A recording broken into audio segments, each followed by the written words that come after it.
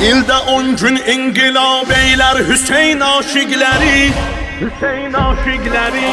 Çoyu eşqə fəth bab eylər Hüseyn aşiqləri, Hüseyn aşıkları, Hüseyn aşiqləri. Müddəi dünya sənin olsun, nəva bəsdir bizə, nəva bəsdir bizə. Siz geyin əlvan libası, bu qara bəsdir bizə, bu qara bəsdir bizə.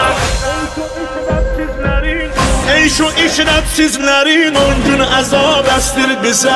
Zahida sən get behişdə, Kərbəla bəsdir bizə.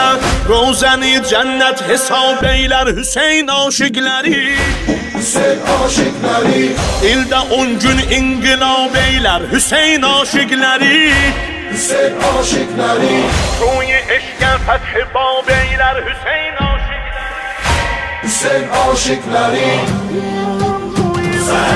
Biz qədəm çoyu məhəbbətdən kənara qoymarıq. Eyli təbliğatı suəta nəfəs var uymarıq. Şah-ı məzlumun məhərrəmdə qarasın soymarıq. Doysa Məcnun leylisindən biz Hüseyndən doymarıq, biz Hüseyndən doymarıq.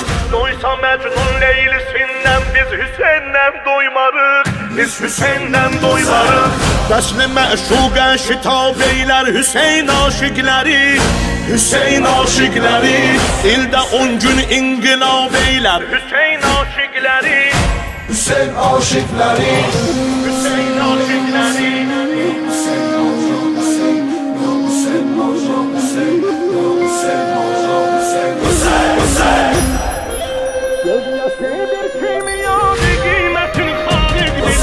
Göz yaşı bir kimyadır, qiymətin xaliq bilər. Sahədən doymaz o millət ki, özün aşiq bilər.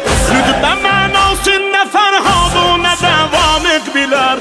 Ağlamaqda nə səfa var, Həzrəti Sadiq bilər, Həzrəti Sadiq bilər.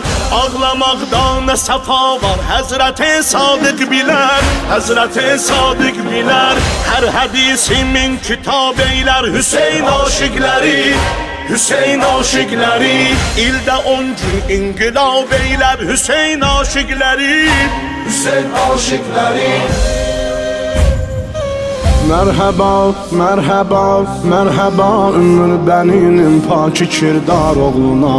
Eylədi təzim Zəhranın o biyar oğluna. Aləmi məna əli baxdı ələmdar oğluna. Ərşidən səs gəldi əhsən Şah-ı Kərrar oğluna. Can fədayı bu turab eylər Hüseyn aşiqləri, can fədayı bu turab eylər Hüseyn aşiqləri, Hüseyn aşiqləri. İldə 10 gün inqilab eylər Hüseyn aşiqləri, Hüseyn aşiqləri. Çoyu eşqə fəth bab eylər Hüseyn aşiqləri, Hüseyn aşıkları, Hüseyn aşiqləri.